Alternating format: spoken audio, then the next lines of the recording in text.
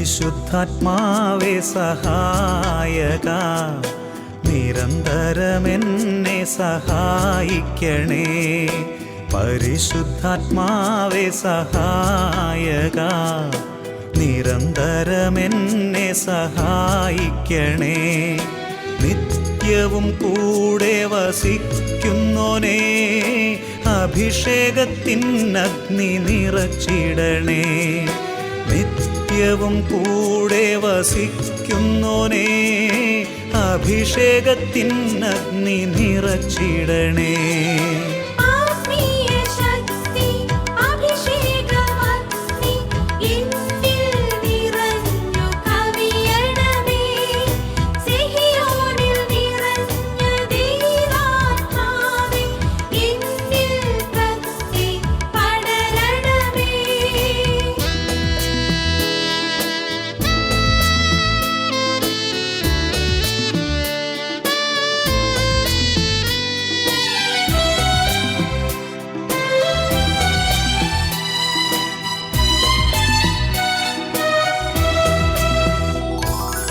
എന്നുള്ളിൽ നിറയുന്ന ദൈവിക ശക്തി ലൗകിക ശക്തിയെ തകർത്തിടുന്നു. എന്നുള്ളിൽ നിറയുന്ന ദൈവിക ശക്തി ലൗകിക ശക്തിയെ തകർത്തിടുന്നു. പാപനീതി ന്യായ ബോധ്യങ്ങൾ ഹൃത്തിൽ നിറച്ചെന്നെ അഭിഷേചിക്കൂ. പാപനീതി ന്യായ ബോധ്യങ്ങൾ ഹൃത്തിൽ നിറച്ചെന്നെ അഭിഷേചിക്കൂ. പരിശുദ്ധാത്മാവേ സഹായക, നിരന്തരമെന്നെ സഹായിക്കണേ.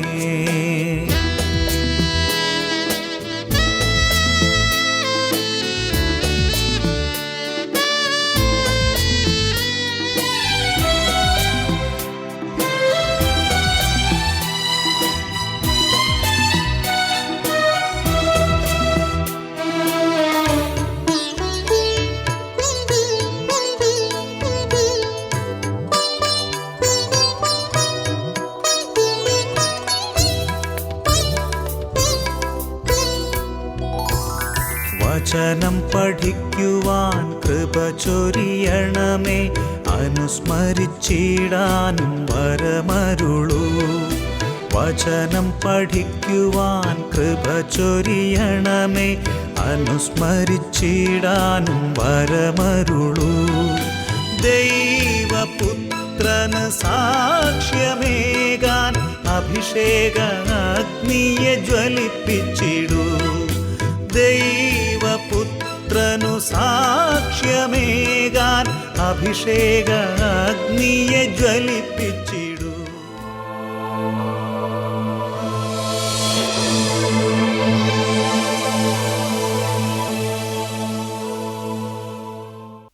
യേശുവേ സ്തോത്രം, യേശുവേ നന്ദി.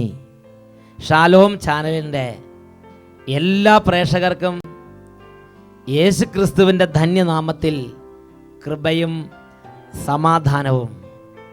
Praise the Lord. ഇന്ന് നമ്മൾ ചിന്തിക്കുന്ന വിഷയം നാം എന്തിനു വേണ്ടി അധ്വാനിക്കണം എന്നതിനെക്കുറിച്ചാണ്. സഭാപ്രസംഗൻ്റെ പുസ്തകം 7-ാം അധ്യായം 4-ാം തിരുലിഖിതം. ജ്ഞാനിയുടെ ഹൃദയം കണ്ണുനീരിൻ്റെ ഭവനത്തിലാണ്, മൂഢൻ്റെ ഹൃദയം ആഹ്ലാദത്തിൻ്റെ ഭവനത്തിലും. പ്രിയപ്പെട്ട ദൈവമക്കളെ, ദൈവമായ കർത്താവിൻ്റെ വചനം ദൈവമക്കൾക്ക് വെളിപ്പെടുത്തിരുന്ന ഉന്നതമായ രഹസ്യമുണ്ട്.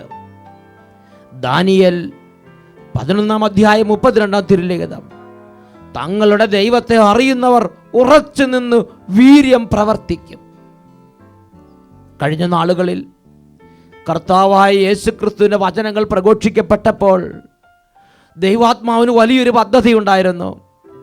എൻ്റെയും നിങ്ങളുടെയും ലോകത്തിൽ ഒരുപാട് പേരുടെ ആത്മാവ് നിത്യത അനുഭവിക്കണം, നിത്യരക്ഷ അനുഭവിക്കണം. അതിനുവേണ്ടി സ്വർഗത്തിലെ ദൈവം തൻ്റെ ആത്മാവിനെ അയച്ച് ഈ ലോകത്തിൽ അനേകരെ ഉണർത്തി വലിയ വലിയ സുവിശേഷ ശുശ്രൂഷകളെ ലോകത്തിന് നൽകി. എന്നാൽ ഇന്നും ഒരുപാട് ആളുകളുടെ ആത്മാവ് നിത്യനാശത്തിൻ്റെ ബന്ധനത്തിൽ ഇരിക്കുകയാണ്. പ്രിയപ്പെട്ട ദൈവമക്കളെ, ഒരു നാൾ അച്ഛൻ ചില യൂറോപ്യൻ രാജ്യങ്ങളിലും അമേരിക്കൻ ദേശങ്ങളിലും ചെന്നപ്പോൾ അവിടെ ഒരു പ്രത്യേകത ഞാൻ ദർശിച്ചു.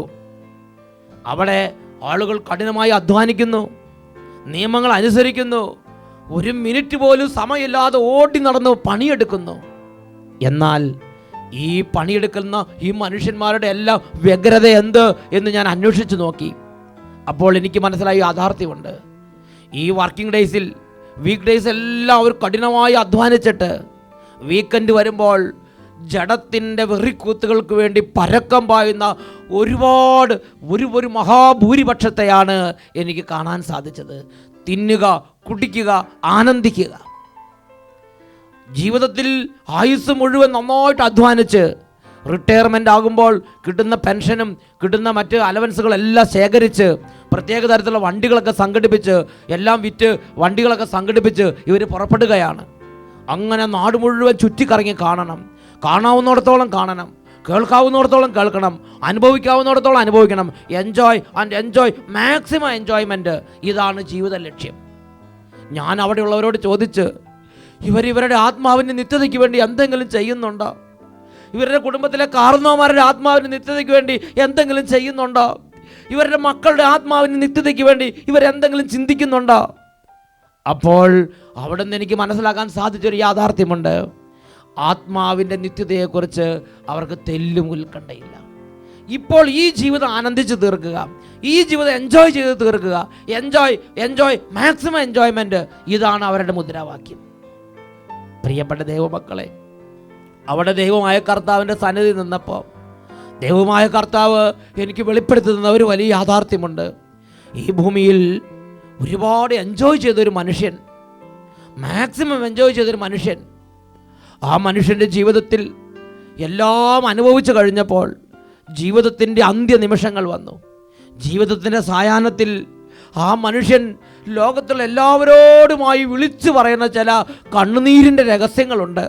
അതാണ് സഭാപ്രസംഗൻ്റെ പുസ്തകം 2-ാം അധ്യായം 10-11 തിരുലിഖിതം രേഖപ്പെടുത്തിയിരിക്കുന്നത്. ആ മനുഷ്യൻ്റെ പേരാണ് സോളമൻ.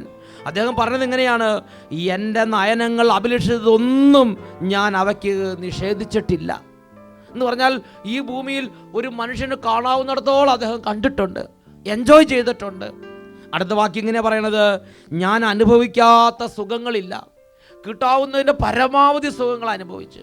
ബൈബിളിൽ നമ്മൾ വായിക്കുന്നത് ഇങ്ങനെയാണ്: ഈയം പോലെ സ്വർണവും തകരം പോലെ വെള്ളിയും വാരി കൂട്ടിയവൻ, ഒരുപാട് സ്വത്ത് സമ്പാദിച്ചവൻ, ഒരുപാട് പേരും പ്രശസ്തി ഉണ്ടായിരുന്നവൻ, അവൻ്റെ പ്രശസ്തി വിദൂര ദ്വീപുകളിലേക്ക് പോലും വ്യാപിച്ച്, ജ്ഞാനത്തിൻ്റെ കൊടുമുടിയിൽ നിന്ന മനുഷ്യൻ, എല്ലാം കൊണ്ട് നിറഞ്ഞവൻ, അനേകം ഗായകന്മാരെയും ഗായികമാരെയും നിയോഗിച്ചവൻ, അനേകായിരം ദാസീദാസന്മാരെ കൊട്ടാരത്തിലുണ്ടായിരുന്ന മനുഷ്യൻ, ഈ ഭൂമിയിൽ ഒരു മനുഷ്യന് നേടാവുന്നതിന് പരമാവധി നേടി അനുഭവിച്ച മനുഷ്യൻ. ആ മനുഷ്യൻ്റെ സായാഹ്നത്തിൽ, ആ മനുഷ്യൻ കുഴിയിലേക്ക് പോകുന്നതിന് മുമ്പ് ആ മനുഷ്യൻ പറഞ്ഞൊരു വാക്യം, സഭാപ്രസംഗൻ്റെ പുസ്തകം 2-ാം അധ്യായം 10-11 തിരുലിഖിതങ്ങൾ: ഞാൻ അനുഭവിക്കാത്ത സുഖങ്ങളില്ല, എൻ്റെ പ്രയത്നങ്ങളിലെല്ലാം എൻ്റെ ഹൃദയം സന്തോഷിച്ചു. അധ്വാനിച്ച് ഒരുപാട് നേടിയ മനുഷ്യനാണ്, ഒരുപാട് ഓടി നടന്ന് അധ്വാനിച്ച് സകലത് നേടിയ മനുഷ്യനാണ്, നേട്ടങ്ങളുടെ ചരിത്രം, നേട്ടങ്ങളുടെ കഥ പറയുന്ന മനുഷ്യനാണ്, വിജയങ്ങളുടെ കഥ പറയുന്ന മനുഷ്യനാണ്, ഉയർച്ചയുടെ കഥ പറയുന്ന മനുഷ്യൻ, ഒരുപാട് ഉയർന്ന മനുഷ്യൻ. എൻ്റെ അധ്വാനത്തിന് ലഭിച്ച പ്രതിഫലം ഒരുപാടായിരുന്നു. പിന്നെ ഞാൻ ഉണ്ടാക്കിയവയെയും അതിനുവേണ്ടി ചെയ്ത എല്ലാ അധ്വാനത്തെയും ഞാൻ നിരൂപണം ചെയ്തു. ജീവിതത്തിൻ്റെ സായാഹ്നത്തിൽ തിരിഞ്ഞു നോക്കി ചിന്തിച്ച്, ഓടിയ ഓട്ടങ്ങൾ, പരക്കം പാഞ്ഞ പാച്ചിലുകൾ, എന്തെല്ലാം ചെയ്തു കൂട്ടിയ സകല കാര്യത്തെക്കുറിച്ച് അദ്ദേഹം ജീവിതത്തിൻ്റെ സായാഹ്നത്തിൽ തിരിഞ്ഞു നോക്കി. അതിനുശേഷം അദ്ദേഹം പറയുകയാണ്: ഞാൻ നിരൂപണം ചെയ്തു, എല്ലാം മിഥ്യയും പാഴ്വേലയുമായിരുന്നു, സൂര്യന് കീഴെ ഒരു നേട്ടവുമില്ലെന്ന് അങ്ങനെ ഞാൻ മനസ്സിലാക്കി. പ്രിയപ്പെട്ട ദൈവമക്കളെ, ഇത് വലിയൊരു യാഥാർത്ഥ്യമാണ്. ഇന്ന് ഞാനും നിങ്ങളും ഈ ലോകത്തിൻ്റെ സുഖത്തിന് വേണ്ടി പരക്കം പായുമ്പോൾ എന്നിൽ നിന്നും നിങ്ങളിൽ നിന്നും അസ്തമിച്ചു പോകുന്നൊരു യാഥാർത്ഥ്യമുണ്ട്. ആത്മാവിൻ്റെ നിത്യതയ്ക്ക് വേണ്ടിയുള്ള അധ്വാനം, ആത്മാവിൻ്റെ നിത്യതയ്ക്ക് വേണ്ടിയുള്ള അധ്വാനം. എൻ്റെയും നിങ്ങളുടെയും ജീവിതത്തിൽ എൻ്റെയും നിങ്ങളുടെയും ഗുരുനാഥനായ യേശു ക്രിസ്തു എന്നോട് നിങ്ങളോട് കൽപ്പിച്ചിട്ടുള്ളത് എന്താണ്? മത്തായിയുടെ സുവിശേഷം 16-26 തിരുലിഖിതം, ഒരുവൻ ഈ ലോകം മുഴുവൻ നേടിയാലും സ്വന്തം ആത്മാവ് നഷ്ടപ്പെട്ടാൽ അവൻ അതുകൊണ്ട് എന്ത് പ്രയോജനം? സ്വന്തം ആത്മാവിന് പകരമായി അവൻ എന്തു കൊടുക്കും? ഈശോനാഥൻ പഠിപ്പിച്ചൊരു യാഥാർത്ഥ്യമുണ്ട്. ഈ ലോകത്തിലെ ജീവിതത്തിന് ശേഷം ഒരു മരണമുണ്ട്. ആ മരണത്തിന് ശേഷമാണ് നമ്മുടെ യഥാർത്ഥ ജീവിതം ആരംഭിക്കുന്നത്. ആ മരണത്തിന് ശേഷമാണ് നമ്മുടെ യഥാർത്ഥ ഭവനത്തിലേക്ക് നാം പ്രവേശിക്കുന്നത്. മരണത്തിന് ശേഷം ഒരു ജീവിതമുണ്ട്, മരണാനന്തര ജീവിതമുണ്ട്.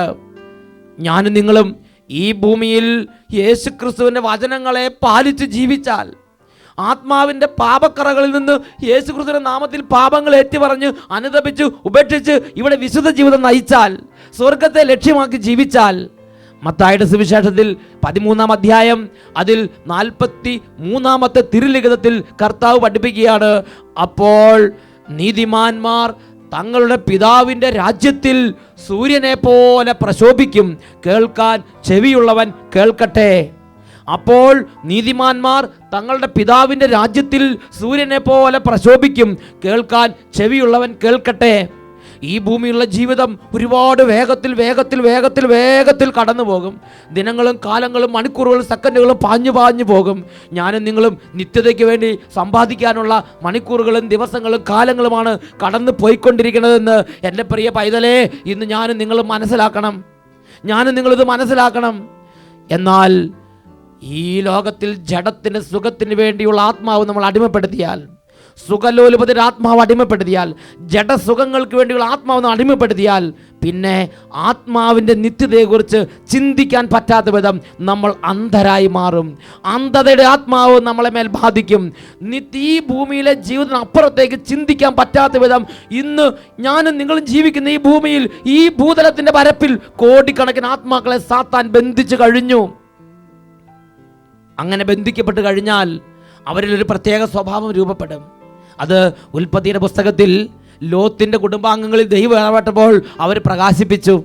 ലോത്തിൻ്റെ കുടുംബാംഗങ്ങൾ സോദോം ഗൊമോറ താഴ്വരകളിൽ അങ്ങനെ സുഖിച്ച് ജീവിക്കുകയാണ്.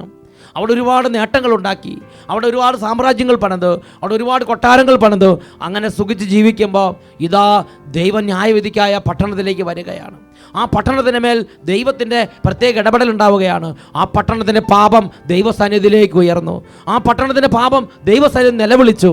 അപ്പോൾ ദൈവം ആ പട്ടണത്തിലേക്ക് വന്നു.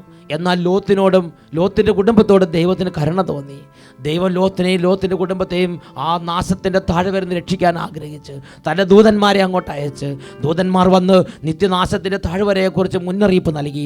ലോത്ത് രക്ഷപ്പെടാൻ ആഗ്രഹിച്ച്, ലോത്തിൻ്റെ കുടുംബത്തിൽ പലരും രക്ഷപ്പെടാൻ ആഗ്രഹിച്ച്, ലോത്തിൻ്റെ പെൺമക്കളെ പുത്രിമാരെ വിവാഹം ചെയ്യാനിരുന്നവരടുത്തേക്ക് ലോത്ത് വേഗം ഓടിച്ചെന്ന് ലോത്ത് അവരോട് പറഞ്ഞു, മക്കളെ, ഇതാ ഈ പട്ടണത്തിന് മേൽ ന്യായവിധി വരാൻ പോവുകയാണ്. മക്കളെ ഈ പട്ടണത്തിൻ്റെ മേൽ ദൈവം തന്നെ കോപം അയക്കാൻ പോവുകയാണ്. ഈ പട്ടണത്തിൻ്റെ പാപം വലുതാണ്. നമുക്ക് ഇവിടുന്ന് ഓടി രക്ഷപ്പെടാം. നമുക്ക് നല്ല വഴിയിലേക്ക് നമുക്ക് പിന്തിരിയാം. എന്നാൽ ബൈബിൾ പഠിപ്പിക്കുന്ന എങ്ങനെയാണ്? അവർ ലോത്ത് തമാശ പറയുകയാണ് എന്നത്രേ ചിന്തിച്ചത്. ലോത്ത് നിത്യതയുടെ കാര്യത്തെക്കുറിച്ച് പറഞ്ഞപ്പോൾ, ദൈവിക വഴികളെക്കുറിച്ച് പറഞ്ഞപ്പോൾ, ആത്മീയ മേഖലകളെക്കുറിച്ച് സംസാരിച്ചപ്പോൾ അവർക്ക് തോന്നുകയാണ് അവൻ തമാശ പറയുകയാണ്. അവർക്ക് കുട്ടിക്കളി തോന്നുകയാണ്. അവൻ തമാശ പറയുകയാണെന്നത്രേ അവർക്ക് തോന്നിയത്. ഹല്ലേലൂയ. പ്രിയപ്പെട്ട സഹോദരങ്ങളെ, ഇന്ന് ലോകത്തിൻ്റെ സ്ഥിതി ഇതാണ്. ആത്മീയ കാര്യത്തെക്കുറിച്ച് ലോകത്തോട് പ്രഘോഷിക്കുമ്പോൾ, ലോകത്തോട് പ്രഖ്യാപിക്കുമ്പോൾ, പ്രത്യേകിച്ച് പണവും സുഖവും പൂത്തൊലഞ്ഞു അങ്ങനെ കൂടുകെട്ടി കിടക്കുന്ന ദേശങ്ങളിലും കുടുംബങ്ങളിലും ദൈവിക ദൂതുകളെ പറയുമ്പോൾ അവർക്ക് ഇത് തമാശ പറയുകയാണ് എന്നത്രേ തോന്നുന്നത്. ഹല്ലേലൂയ. പ്രിയപ്പെട്ട ദൈവമക്കളെ, ജോബിൻ്റെ പുസ്തകത്തിൽ 11-ാം അധ്യായത്തിൽ ദൈവത്തിൻ്റെ മക്കൾക്ക് ദൈവത്തിൻ്റെ പരിശുദ്ധാത്മാവിൻ്റെ വേദന വെളിപ്പെടുത്തുന്നുണ്ട്. കാട്ടുകഴുതര കുട്ടി മനുഷ്യനായി പിറക്കുമ്പോൾ മൂഢൻ ബുദ്ധിമാനായി മാറും. ആത്മാവിൻ്റെ വേദന ഒഴുകുന്ന, ആത്മാവിൻ്റെ വേദന കരകവിഞ്ഞൊഴുകുന്ന വചനമാണിത്. കാട്ടുകഴുതര കുട്ടി മനുഷ്യനായി പിറക്കുമ്പോൾ ഇവർക്കെല്ലാം ബോധമുണ്ടാകും. ആത്മീയ കാര്യങ്ങളെ ഗ്രഹിക്കാത്തതിൻ്റെ വേദനയാണ് ആത്മാവ് ഇവിടെ വെളിപ്പെടുത്തുന്നത്. പ്രിയപ്പെട്ട ദൈവമക്കളെ, ഞാനും നിങ്ങളും ഈ ഭൂമിയിൽ എന്തിനു വേണ്ടി അധ്വാനിക്കണം? ദൈവത്തിൻ്റെ പരിശുദ്ധാത്മാവ് ജ്ഞാനത്തിൻ്റെ പുസ്തകത്തിൽ ഇങ്ങനെയാണ് പഠിപ്പിക്കുന്നത്. ജ്ഞാനത്തിൻ്റെ പുസ്തകം 5-ാം അധ്യായം അതിൽ 8 മുതലുള്ള തിരുലിഖിതങ്ങൾ. അഹങ്കാരം കൊണ്ട് നമുക്ക് എന്ത് നേട്ടമുണ്ടായി? ധനവും ഗർവും നമുക്ക് എന്ത് നൽകി? നിഴൽ പോലെയും കടൽ പോകുന്ന കിംവദന്തി പോലെയും അവ എല്ലാം അപ്രത്യക്ഷമാകും. ഇളകി മറിയുന്ന തിരമാലകളിൽ ചരിക്കുന്ന കപ്പൽ ഒരു രേഖയും അവശേഷിപ്പിക്കാത്തതുപോലെ അവ അപ്രത്യക്ഷമാകും. പറക്കുന്ന പക്ഷിയുടെ മാർഗം വായുവിൽ തെളിഞ്ഞു നിൽക്കുന്നില്ല. ചിറകടിയേൽക്കുന്ന ലോലവായു പറക്കലിൻ്റെ വേഗത്താൽ മുറിയുന്നു, എന്നാൽ ഒരടയാളവും അവശേഷിപ്പിക്കാതെ വീണ്ടും ചേരുന്നു. ചിറക് കൊണ്ട് വായുവിനെ തുളച്ചു കീറി പക്ഷി മുന്നോട്ട് പോകുന്നു, എന്നാൽ അതിൻ്റെ അടയാളം അവശേഷിക്കുന്നില്ല. ലക്ഷ്യത്തിലേക്ക് എയ്യുന്ന അസ്ത്രം വായുവിനെ ഭേദിച്ചാലും ഉടനെ അത് കൂടിച്ചേരുന്നു. അങ്ങനെ അസ്ത്രത്തിൻ്റെ മാർഗം ആരും അറിയുന്നില്ല. ഇതുപോലെ നശ്വരമാണ് ഈ ഭൂമിയിലെ ജീവിതം. ഞാൻ നിങ്ങൾ 10-100 വർഷം ജീവിച്ച് കുറച്ച് കഴിയുമ്പോൾ മരിക്കും, പിന്നെ ആരും നമ്മളെ ഓർക്കുകയില്ല. ഈ ഭൂമിയിലെ ജീവിതം അത്ര തന്നെ.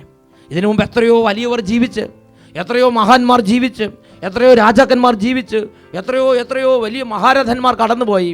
അവർ ജീവിച്ച് കടന്നുപോയി. എന്നാൽ ഇന്ന് ലോകം വേറെ മാർഗത്തിലേക്ക്, അതിൻ്റെ മാർഗത്തിലൂടെ പരക്കം പാഞ്ഞുകൊണ്ടിരിക്കുകയാണ്. ഹല്ലേലൂയ. വീണ്ടും ജോബിൻ്റെ പുസ്തകത്തിൽ 9-ാം അധ്യായം 25-26 വാക്യങ്ങളിൽ ദൈവത്തിൻ്റെ വചനം എങ്ങനെയാണ് പഠിപ്പിക്കുന്നത്? ജോബിൻ്റെ പുസ്തകം 9-ാം അധ്യായം 25-26 തിരുലിഖിതങ്ങൾ. എൻ്റെ ദിനങ്ങൾ ഓട്ടക്കാരനേക്കാൾ വേഗത്തിൽ പാഞ്ഞു പോകുന്നു, അവ പറന്ന് പോകുന്നു, ഒരു നന്മയും ഞാൻ കാണുന്നില്ല.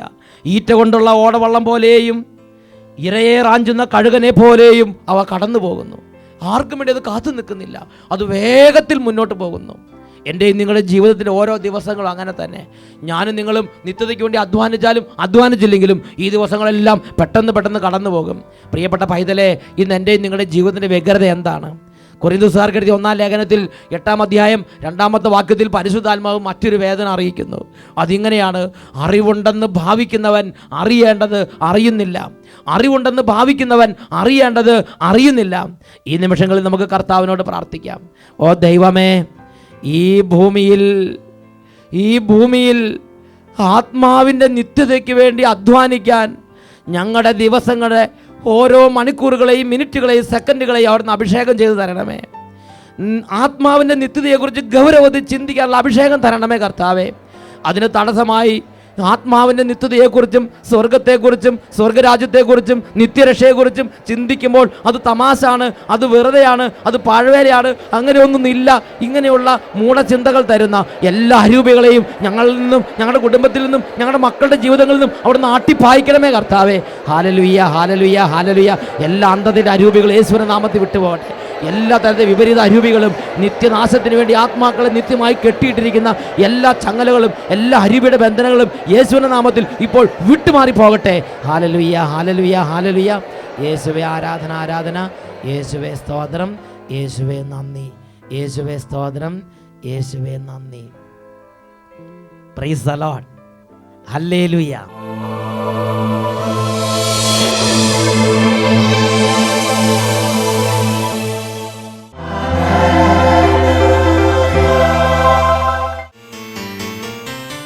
യേശുവേ സ്തോത്രം, യേശുവേ നന്ദി, യേശുവേ സ്തോത്രം, യേശുവേ ആരാധന. 145-ാം സങ്കീർത്തനം 16-ാം തിരുലിഖിതം. കർത്താവ് കരം തുറന്നു കൊടുക്കുന്നു, എല്ലാവരും സംതൃപ്തരാകുന്നു. ഒരു വ്യക്തിയുടെ അനുഭവം നിങ്ങളുടെ ശ്രദ്ധയിലേക്ക് കൊണ്ടുവരാം. അമേരിക്കയിലുള്ള ന്യൂയോർക്കിൽ നിന്ന് ലിജു സാക്ഷ്യപ്പെടുത്തുന്നത്. അഭിഷേകാഗ്നി പ്രോഗ്രാമിൽ സംബന്ധിച്ച് പ്രാർത്ഥിച്ചതിൻ്റെ ഫലമായി എനിക്ക് കിട്ടിയ ദൈവാനുഗ്രഹമാണ് നിങ്ങളോട് പങ്കുവെക്കുന്നത്. കഴിഞ്ഞ ജൂലൈ മാസത്തിൽ 2008 എനിക്ക് യൂറിനറി ഇൻഫെക്ഷൻ പിടിപെട്ട് മരുന്നൊക്കെ കഴിച്ചെങ്കിലും ഒരു കുറവും കണ്ടില്ല. അങ്ങനെ അൾട്രാസോണിക് സ്കാൻ ചെയ്ത് നോക്കി. അതിൽ എൻ്റെ ബ്ലാഡറിൽ 4.5 സെൻറ്റിമീറ്റർ വലിപ്പമുള്ള ഒരു മുഴ കണ്ടെത്തി. അത് കല്ലോ അല്ലെങ്കിൽ ട്യൂമറോ ആണ് എന്ന് തീർച്ചയില്ല. അതുകൊണ്ട് CT സ്കാൻ ചെയ്യണം എന്ന് ഡോക്ടർ പറഞ്ഞു. CT സ്കാൻ ചെയ്യുന്നതിന് മുമ്പ് ഞങ്ങൾ ഞായറാഴ്ചത്തെ അഭിഷേകാഗ്നി പ്രോഗ്രാമിന് വേണ്ടി കാത്തിരുന്നു. അഭിഷേകാഗ്നി പ്രോഗ്രാമിൻ്റെ സമയത്ത് ഞാനും ഭാര്യയും ചേർന്ന് കണ്ണുനീരോടെ പ്രാർത്ഥിച്ചു. ട്യൂമർ ആണെങ്കിൽ മിക്കവാറും ക്യാൻസർ ആകാനാണ് സാധ്യത എന്ന് ഡോക്ടർ പറഞ്ഞിരുന്നു. അതുകൊണ്ട് ട്യൂമർ ആയിരിക്കരുതേ, കല്ലായിരിക്കണമേ എന്നാണ് പ്രാർത്ഥിച്ചത്. എന്നാൽ സ്കാൻ ചെയ്ത് നോക്കിയപ്പോൾ കല്ലുമില്ല, ട്യൂമറും ഇല്ല. Praise the Lord. അപ്പോൾ ഡോക്ടർക്ക് തന്നെ സംശയമായി, ഇതെന്താ ഇപ്പം ഇങ്ങനെ, ഇതിലേതാണ് ശരി, ഇതേതാണ് വിശ്വസിക്കേണ്ടത് എന്ന് ഞങ്ങളും കുഴങ്ങി, ഡോക്ടറും കുഴങ്ങി. അങ്ങനെ ഡോക്ടറിൻ്റെ വിദഗ്ധ ഉപദേശപ്രകാരം ഈ രണ്ടിലൊന്ന് തീരുമാനിക്കാൻ വേണ്ടി ഒരു സ്കാനിങ് കൂടെ ചെയ്യാൻ മുന്നോട്ട് പോയി. സിസ്റ്റോസ്കോപ്പി, മൂത്രനാളിയിൽ കൂടി കുഴലിട്ട് പരിശോധിക്കുന്നത് ചെയ്യാൻ തീരുമാനിച്ചു. അതിനു മുമ്പ് ഒരു അഭിഷേകാഗ്നി പ്രോഗ്രാമിൽ കൂടി ഞങ്ങൾ സംബന്ധിച്ച് പ്രാർത്ഥിക്കാൻ അവസരം കിട്ടി. സിസ്റ്റോസ്കോപ്പി സ്കാൻ ചെയ്യുമ്പോൾ ഈശോയെ എല്ലാം വ്യക്തമാക്കി തരണമേ എന്ന് പ്രാർത്ഥിച്ചു. സിസ്റ്റോസ്കോപ്പിക് സ്കാനിങ് കഴിഞ്ഞു. ഒരു കുഴപ്പമില്ലെന്ന് ഡോക്ടർമാർ സർട്ടിഫൈ ചെയ്തു. ഹല്ലേലൂയ. പ്രിയപ്പെട്ട സഹോദരങ്ങളെ, ആദ്യം ചെക്കപ്പ് ചെയ്തപ്പോൾ സ്കാൻ റിപ്പോർട്ടിൽ 4.5 സെൻറ്റിമീറ്റർ വലുപ്പമുള്ളൊരു മുഴ, ഒന്നുകിൽ കല്ല് അല്ലെങ്കിൽ ട്യൂമർ, ഇത് ഏതാണെന്ന് ഉറപ്പിക്കാനാണ് പിന്നത്തെ സ്കാനിങ്. എന്നാൽ അഭിഷേകാഗ്നിയുടെ സമയത്ത്, ആരാധനയുടെ സമയത്ത് അവർ പൊട്ടിക്കരഞ്ഞ് യേശുവേ എന്ന് വിളിച്ചു. യേശുവിൻ്റെ നാമത്തിൻ്റെ അത്ഭുത ശക്തി ന്യൂയോർക്കിൽ അവരുടെ കുടുംബത്തിൽ അത്ഭുതകരമായി ഇടപെട്ട് അവരെ ആ ദുഃഖപീഡയിൽ നിന്ന് വിടുവിച്ച് പിന്നീട് 2 സ്കാൻ നടത്തി നോക്കിയിട്ടും ഒരു തരിമ്പ് പോലും ഒന്നും അവർക്ക് കാണാൻ പറ്റിയില്ല. ഹല്ലേലൂയ. 2 കരങ്ങൾ ഈശോയുടെ പക്കലേക്ക് ഉയർത്താം. നമ്മുടെ ആത്മരക്ഷയ്ക്ക് വേണ്ടി എന്നതുപോലെ തന്നെ നമ്മുടെ ജീവിതത്തിൻ്റെ എല്ലാ മണ്ഡലങ്ങളിലേക്ക് ദൈവശക്തി ഇപ്പോൾ വ്യാപരിക്കട്ടെ. എല്ലാവരും കരഞ്ഞ് പ്രാർത്ഥിക്കുന്നു. ഓ യേശുവേ, അങ്ങയുടെ നാമത്തിൻ്റെ മഹോന്നത ശക്തി ഇടിമിന്നൽ പോലെ പ്രവഹിക്കട്ടെ കർത്താവേ. കുടുംബങ്ങളും സമൂഹങ്ങളും സ്ഥാപനങ്ങളും യേശു ക്രിസ്തുവിൻ്റെ അത്ഭുത നാമത്തിൻ്റെ മഹത്വം ഇപ്പോൾ ദർശിക്കട്ടെ. Hallelujah, hallelujah. ഈശോയുടെ അത്ഭുത ശക്തിയാൽ, ഈശോയുടെ ഇടിമിന്നൽ പോലെ നാമത്തിൻ്റെ അത്ഭുത ശക്തിയാൽ എല്ലാ അന്ധകാരങ്ങളും ഇപ്പോൾ വിട്ടൊഴിഞ്ഞ് പോകട്ടെ കർത്താവേ. ദുഃഖപീഡകൾ നിർവീര്യമാകട്ടെ, നിരാശ വിട്ടുപോട്ടെ കർത്താവേ. ആത്മഹത്യാ ചിന്തകൾ നിർവീര്യമാകട്ടെ, മാരകവ്യാധികൾ, പകർച്ചവ്യാധികൾ യേശുനാമത്തിൽ ഇപ്പോൾ നീങ്ങിപ്പോകട്ടെ. Hallelujah, hallelujah, hallelujah. യേശുവേ ആരാധന.